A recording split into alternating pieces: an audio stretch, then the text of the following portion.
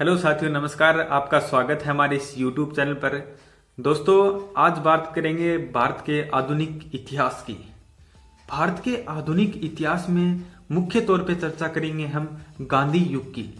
गांधी युग दोस्तों 1917 से लेके 1947 तक का काल है, वो गांधी युग के नाम से जाना जाता है। दोस्तों, गांधी जी का जन्म 1869 में गुजरात के पोरबंदर नामक स्थान पर हुआ और उनके पिता का नाम था करमचंद गांधी और माता थी पुतलीबाई। गांधी जी की पत्नी कस्तूरबा गांधी थी। उसके बाद में 1893 में एक गुजरात के व्यापारी के साथ दक्षिण अफ्रीका चले गए और वहां पर उन्होंने 1904 में फिनिक्स फोरम संस्था की स्थापना की और 1904 के ही अंदर इंडियन ओपिनियन नाम से अखबार निकाला। वहां पर उन्होंने 1906 में ही रंग भेद की नीति के खिलाफ अपना पहला आंदोलन किया, वो भी दक्षिण अफ्रीका में।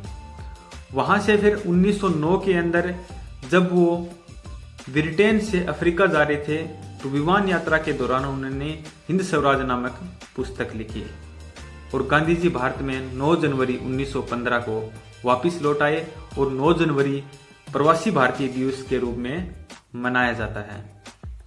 उसके बाद में 1916 में लखनऊ अधिवेशन हुआ और उसमें गांधी जी ने भाग लिया और 1915 के अंदर साबरमती आश्रम की स्थापना की।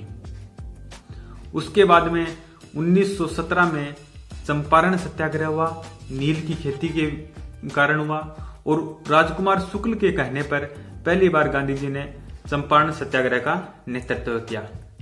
1918 में ही अहमदाबाद मिल मजदूर आंदोलन, जो कि किसान आंदोलन के नाम से जाना जाता है, उसमें भी गांधी जी ने भाग लिया और पहली बार भूख हड़ताल गांधी जी ने 1918 के अहमदाबाद मजदूर मिल किसान आंदोलन में ही की। 1918 में ही खेड़ा गुजरात नामक आंदोलन में भी गांधी जी ने भाग लिया और इसका मुख्य नेतृत्व सरदार पटेल ने किया था। उसके बाद में 1920 में गांधी जी का एक महत्वपूर्ण आंदोलन असहयोग आंदोलन, जो कि रॉलेट एक्ट के विरुद्ध किया गया था और यह आंदोलन तकरीबन 2 साल तक चला। यानी 5 फरवरी 1922 को गोवा ये पुलिस स्टेशन था, उसमें हिंसा होने के कारण यहाँ पे आग लगा दी गई और उसके कारण ये आंदोलन गांधी जी को बीच में ही बंद करना पड़ा। ये आंदोलन गांधी जी ने बीच में बंद कर दिया। इसके कारण मोतीलाल नेहरू और वह चित्तरंजन दास दोनों नाराज हो गए और उन्होंने अपनी अलग पार्टी 1923 में स्वराज पार्टी की स्थापना की। उसके बाद में एक इतिहास से जुड़ी कहानी है, वो है 9 अगस्त 1925 को काकोरी ट्रेन डकैती हुई। इसमें अशफाक उल्लाह खां, राजेंद्र प्रसाद लाहिड़ी, राम प्रसाद बिस्मिल और चंद्रशेखर आजाद शामिल थे। उसके बाद में 1924 का कांग्रेस का अधिवेशन बेलगांव कर्नाटक के अंदर हुआ।